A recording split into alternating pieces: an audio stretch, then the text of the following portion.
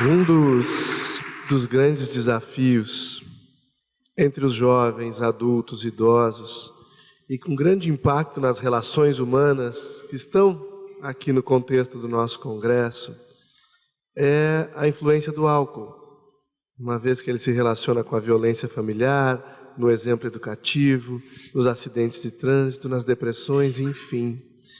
Mas nós convivemos com esse paradigma de beber socialmente, como sendo um contexto de normalidade, entre aspas, da nossa sociedade. E a pergunta que nós temos a te fazer, meu amigo, é se para nós, espíritos imortais, haverá algum proveito ou algum nível seguro de consumo de uma substância como o álcool?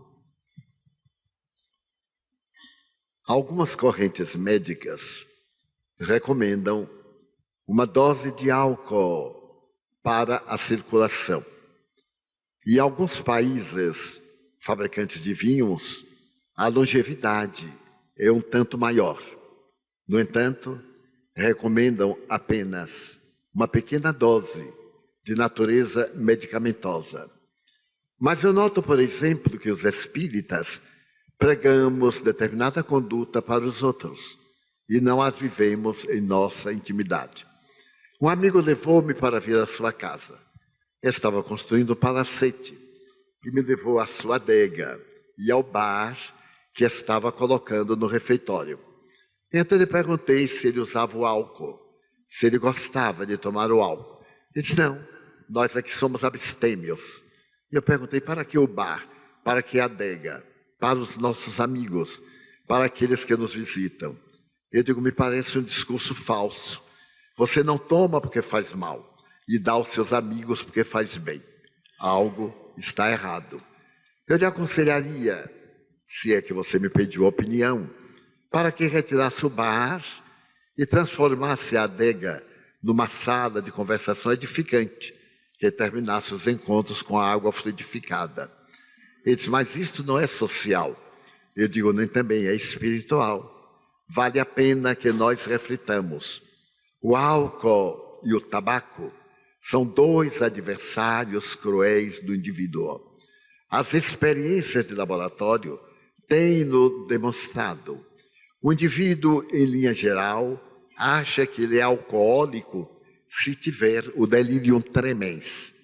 Mas alcoólico é todo aquele que, por hábito, ingere a substância alcoólica.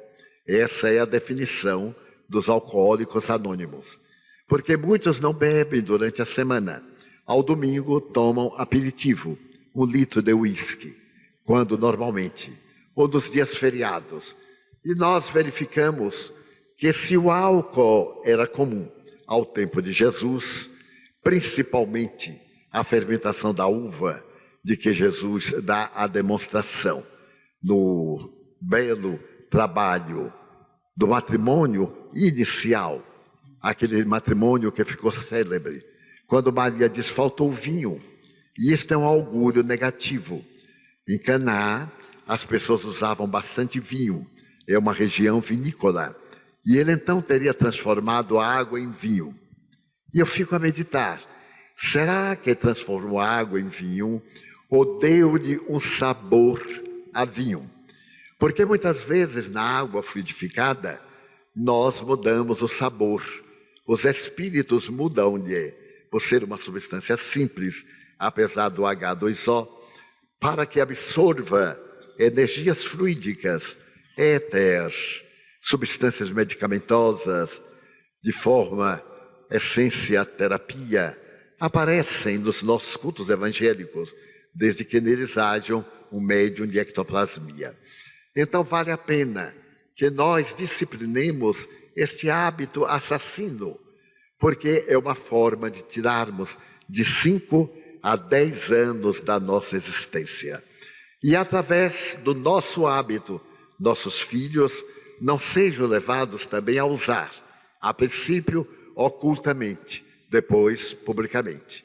Nós vemos nas escolas o bullying, quando se entra na universidade, a perversidade, essa herança maldita do pós-vestibular, quando se embriagam os jovens levando-os ao suicídio, ao homicídio, porque de tal forma ficam embriagados que chegam a ter convulsões e morrerem.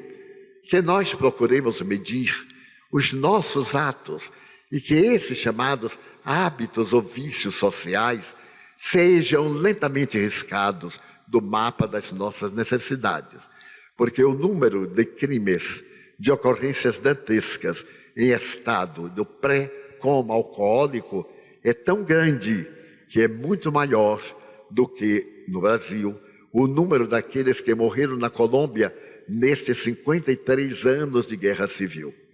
Então, no ano passado, nós tivemos 58 mil assassinatos, de preferência a revólver, e tivemos 59.300 óbitos graças a acidentes de veículos, mais de 30 mil por alcoólatras. Então, é uma guerra de assassinos no volante. O volante é a sua arma. E se nós não mudarmos de situação, a tendência é crescer muito mais, o que certamente aconteceu neste ano. Procuremos dessa forma evitar em casa a substância alcoólica e falemos com naturalidade aos nossos filhos. Nós, que tivemos mais de 200 crianças de uma vez em nosso sistema de casalares, quando eles falavam da necessidade do álcool, eu lhes dizia, vocês podem usar, é o livre-arbítrio, sabendo que estão suicidando-se. E nós, os espíritas, na busca de fundos para nossas obras, sempre programamos almoços beneficentes. E eis aí um problema. Eu leio muitas vezes no Face ou no jornal que haverá bebida alcoólica. Nós então iremos receber pecúnio através do vício para fazer a caridade. Era melhor então distribuirmos cocaína, que daria um resultado muito maior. Os meios não justificam os fins, e eles devem ser lícitos, para que os resultados sejam também ético-morais. Desculpem a forma que estamos apresentando o tema, mas há temas que necessitam de ser enfrentados, para que nossos filhos não se habituem em casa, ou nos grupos, ou antes do vestibular, ou no primeiro namoro, que é a fórmula que os leva ao alcoolismo, para depois nós termos resultados terríveis. Homicídios, extravagâncias e desastres culturais.